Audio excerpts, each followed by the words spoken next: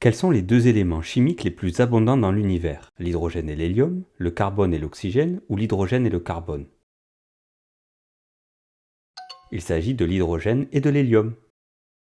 Où sont créés les éléments plus lourds que l'hélium et le lithium? Dans le cœur d'un réacteur nucléaire, dans les étoiles ou sur les planètes? C'est dans les étoiles.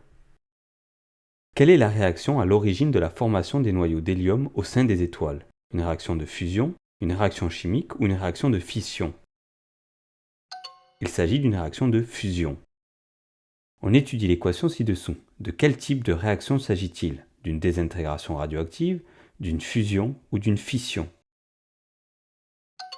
C'est une fission.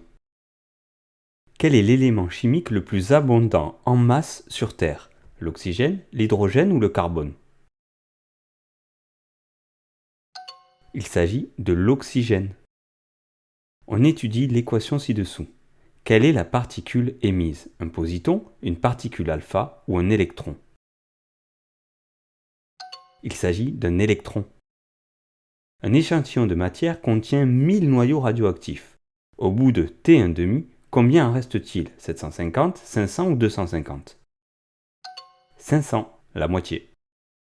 Quelle est la particule émise au cours d'une désintégration alpha? Un électron, un noyau d'hélium ou un positon?